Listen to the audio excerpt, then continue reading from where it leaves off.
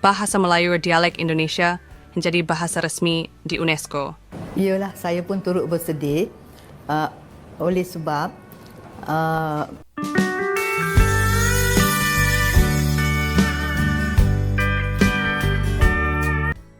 Assalamualaikum warahmatullahi wabarakatuh. Halo teman-teman, jumpa lagi di channel ini. Oke, gimana nih kabarnya? Mudah-mudahan teman-teman yang nonton video ini kabarnya selalu sehat dan selalu bersama orang-orang yang teman-teman sayangi. Amin ya robbal alamin. Baik, di kesempatan kali ini saya mau mereaksi kembali sebuah video dengan judul "Maaf, bukan bahasa Melayu Indonesia yang disahkan di UNESCO, tapi bahasa Indonesia." Oke, seperti apa videonya? Sebelum nanti kita berkomentar, kita akan lihat dulu. Bahasa Melayu dialek Indonesia menjadi bahasa resmi di UNESCO.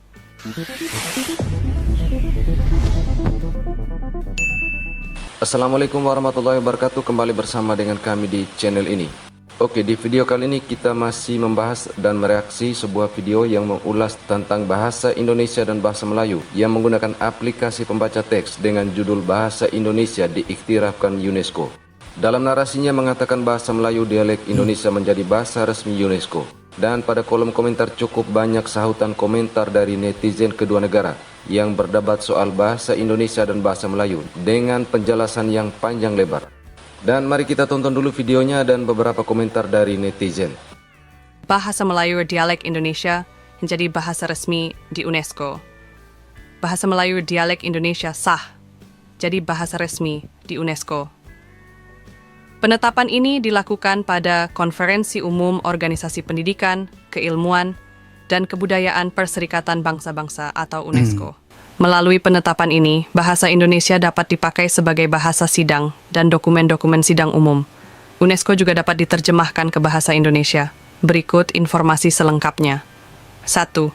Bahasa Melayu dialek Indonesia jadi bahasa resmi UNESCO. Bahasa Melayu dialek Indonesia ditetapkan sebagai bahasa resmi UNESCO pada Senin 20/11/2023 di Markas Besar UNESCO Paris, Prancis. Duta Besar Republik Indonesia untuk Prancis Andorra Monaco, Muhammad Oimar, menyatakan penetapan tersebut menjadikan bahasa Melayu dialek Indonesia sebagai bahasa resmi ke-10 yang diakui Konferensi Umum UNESCO. Adapun 9 bahasa lain yang diakui adalah bahasa Inggris, Arab, Mandarin, Prancis, Spanyol, Rusia, Hindi, Italia, dan Portugis. Oke, yang pertama kita luruskan dahulu bahwa dalam Konstitusi Negara Indonesia sebagaimana dalam Undang-Undang Dasar 1945 Pasal 36, bahasa negara adalah bahasa Indonesia, bukan bahasa Melayu Indonesia. Kalau bahasa Melayu Indonesia adalah bahasa daerah yang menjadi bahasa dari salah satu suku atau etnis Melayu di Indonesia.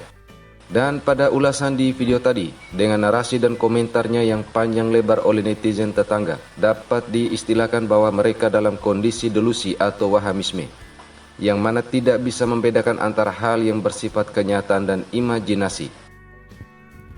Secara faktual bahwa saat ini bukan bahasa Melayu yang dijadikan sebagai bahasa resmi UNESCO, tetapi bahasa Indonesia. Namun dengan imajinasi yang tak kesampaian, lalu memetakan faktor histori dengan sejarah masa lampau yang mereka sendiri tidak memiliki dasar dan legasinya. Namun karena ada hasrat untuk mengangkat bahasa kenegaraannya, sehingga mendompleng sesuatu yang sudah menjadi fakta. Hal ini pun sering kita saksikan dari beberapa video dan upaya-upaya yang ingin menjadikan bahasa kenegaraannya sebagai bahasa kedua ASEAN, namun maksudnya tidak tercapai. Sementara dalam fakta, kondisi kebahasaan di Malaysia belum mampu menjadi bahasa persatuan atau bahasa komunikasi antar sesama rakyat Malaysia sendiri. Dan itu pun tidak semua rakyat Malaysia menuturkan bahasa Melayu sebagai bahasa kenegaraan. Kemudian kalaupun ada yang menuturkan bahasa Melayu, itu pun sudah bercampur dengan bahasa lain, sebagaimana yang diungkapkan sendiri oleh ahli-ahlinya. Nampaknya masyarakat kita semakin hari semakin hilang jati diri dan menggunakan bahasa Melayu itu dianggap sebagai sesuatu yang memalukan. Bagaimana Prof melihat kali ini, Prof?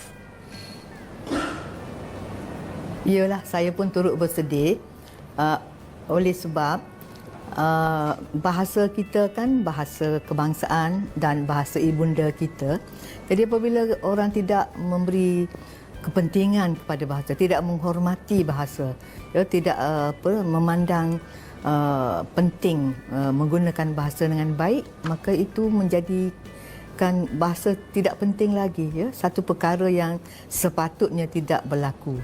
Memanglah saya rasa sesiapa yang mencintai bahasa Melayu akan berasa sedih. Dah berapa tahun di Malaysia sampai kita nak meninggal dunia pun kita tak boleh nak berbahasa Melayu. Ini cukup memalukan kita. Ya, tempat jatuh lagi dikenang, ini kan pula tempat bermain. Takkan kita tidak boleh berbahasa Melayu? Daripada pemerhatian umum, ramai ahli politik sendiri tidak fasih dalam berbahasa Melayu. Jadi bagaimanakah kalau pemimpin negara kita pun kita lihat di kalangan ahli politik ini tidak fasih berbahasa Melayu?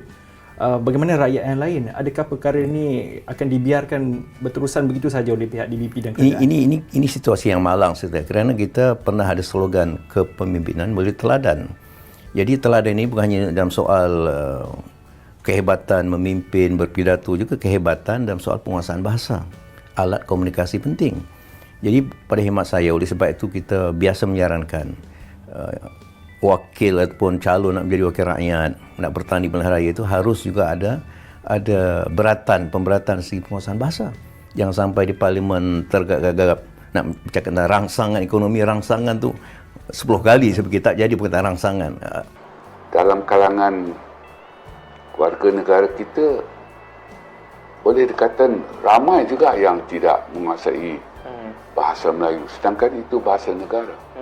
Jadi kita perlu lihat kembali mengapa hal sedemikian boleh. Ini satu persoalan nasional ini. Warga negara yang tidak boleh berbahasa negara. Ini tidak berlaku di tempat lain. Hanya di Malaysia.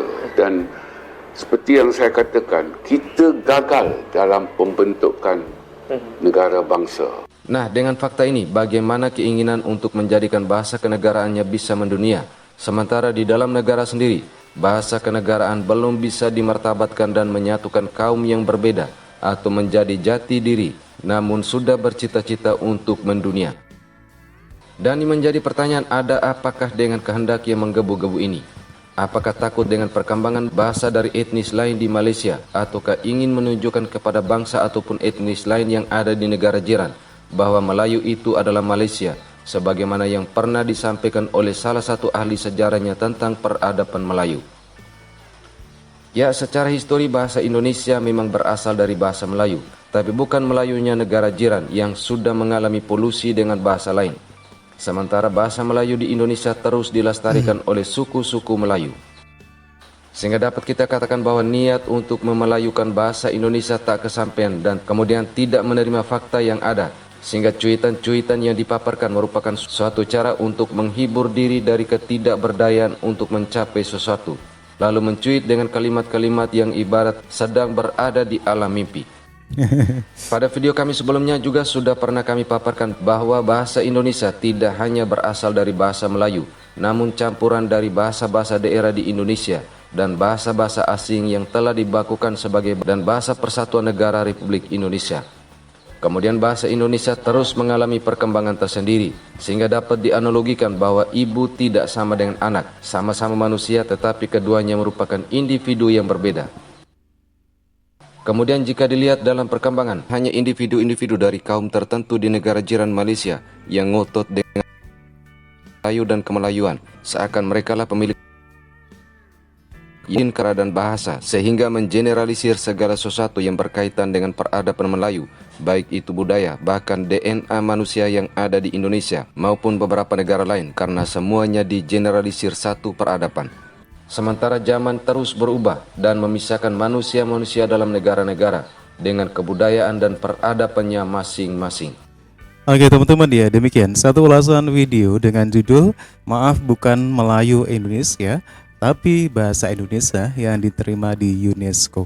Dengan melihat video ini, kita bisa tahu bagaimana pemahaman orang Malaysia tentang bahasa Indonesia. Sepertinya orang Malaysia belum paham apa itu bahasa Indonesia dengan segala perkembangannya dan selalu melabeli dengan Melayu Indonesia. Dan sementara itu dari Indonesia sendiri tidak bisa menerima kalau bahasa Indonesia itu dilabeli dengan kata Melayu.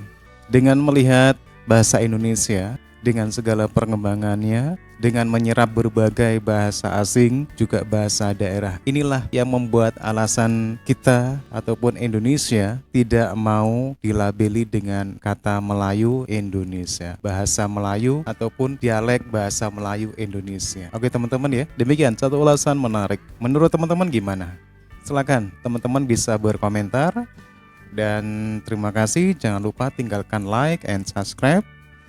Sampai jumpa lagi di video berikutnya. Assalamualaikum warahmatullahi wabarakatuh.